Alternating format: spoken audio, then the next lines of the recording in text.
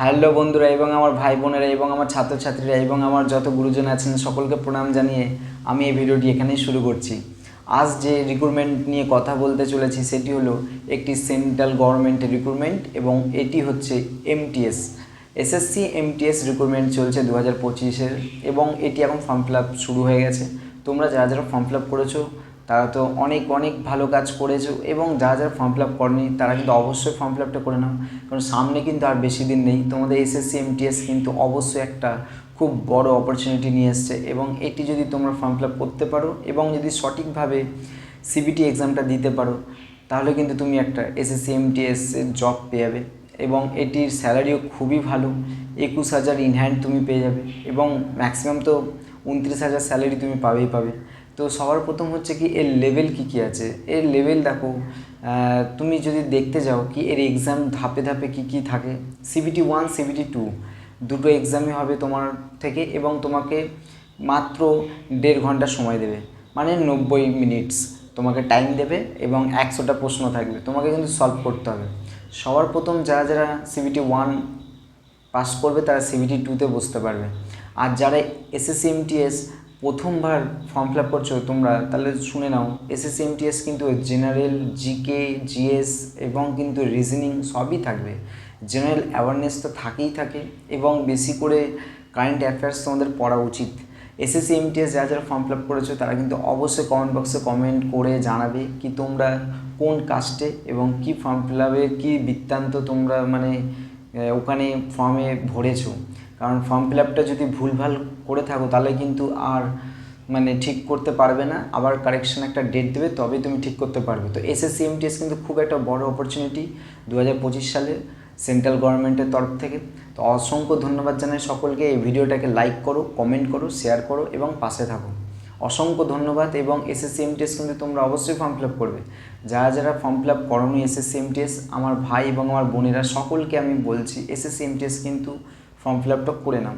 কারণ দেখো সামনে কিন্তু রাজ্য সরকারের যাবতীয় এক্সাম কিন্তু এত তাড়াতাড়ি সম্ভব নয়, কারণ রাজ্য সরকারের একটা ওবিসি কেস নিয়ে ঝুলে আছে। সাথে তোমার গ্রুপ সি গ্রুপ ডি এখনও ফর্মের কোনো ডেট এখনও দেওয়া হয়নি ফর্ম ফিল আপের জন্য। তাই তোমাদের এখন একটাই উপায়, সেটা হচ্ছে সেন্ট্রালের জব করা, সেন্ট্রালের ফর্ম ফিল আপ করা। এখন এর ছাড়া কোনো উপায় নেই।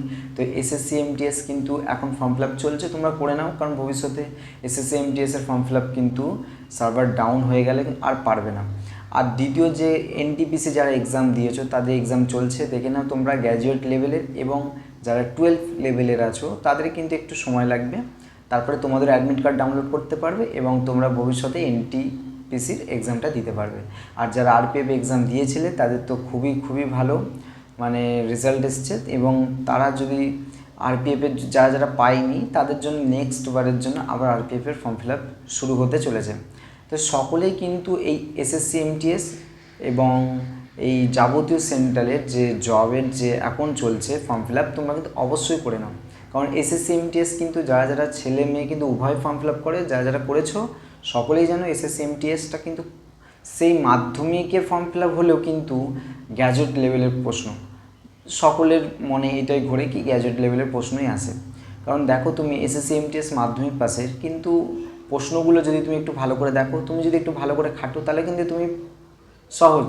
কিন্তু যারা একটুও পড়াশোনা করে না এবং কোচিং সেন্টারে যায় না বা তোমার কোনো ধরনের কম্পিটিটিভ এক্সাম পড়াশোনা করেনি তার কাছে কিন্তু খুব টাফ।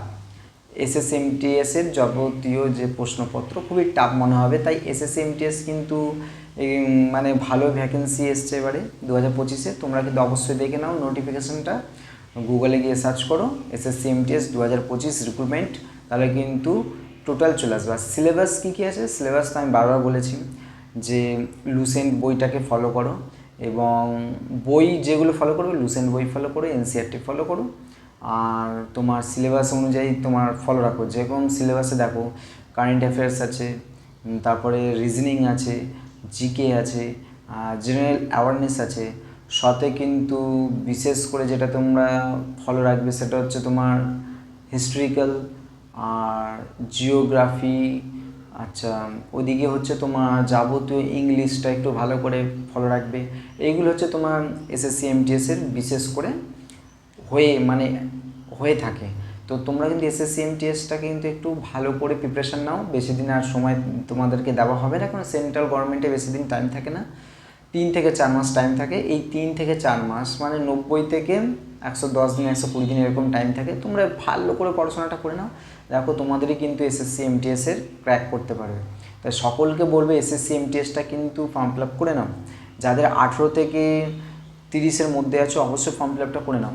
এবং এর কিন্তু বিশেষভাবে যেটা তুমি সুবিধা পেয়ে থাকবে সেটা হচ্ছে তুমি কিন্তু একটা সেন্ট্রাল জব পাবে এবং সেন্ট্রাল গভর্নমেন্টের থাকবে। কোনো ধরনের কিন্তু ফেক মানে জবের কথা আমি তোমাকে বলছি না। তোমরা সকলেই জানো, যারা যারা স্টুডেন্ট আমার আছো তারা জানো যে এসএসসি এমটিএসটা হচ্ছে মাল্টিটাস্কিং স্টাফ। তাই এসএসসি এমটিএসটা অবশ্যই ফর্ম ফিল আপ করে নাও। আর এটি একটা গভর্নমেন্ট ইন্ডিয়ার জব এবং তুমি একজন গভর্নমেন্ট স্টাফ হতে পারবে। এসএসসি এমটিএসটা মাধ্যমিক লেভেলের, মাধ্যমিক তো ন্যূনতম একটা কোয়ালিফিকেশান তোমরা জানোই, মাধ্যমিক সকলেই করে থাকো। ফর্ম ফিল আপ শুরু হয়ে গেছে অলরেডি, তাই তোমরা কিন্তু বসে থেকো না, ফর্ম ফিল আপ চলছে, অবশ্যই ফর্ম ফিল আপটা করে নাও। আর সকলকে অসংখ্য ধন্যবাদ। আর এই চ্যানেলটাকে তোমরা সাবস্ক্রাইব করো, কমেন্ট করো, শেয়ার করো, পাশে থাকো আরও যাতে আমি এরকম নিত্য নতুন ভিডিও তোমাদের কাছে আনতে পারি। তাই সবাই এই চ্যানেলটার সাথে যুক্ত থাকো আর বেশিরভাগ কিন্তু চ্যানেলটাকে শেয়ার করো আর তোমার আশেপাশে বন্ধুকে কিন্তু এই চ্যানেলের সম্বন্ধে জানাও। তাই অসংখ্য ধন্যবাদ সকলকে।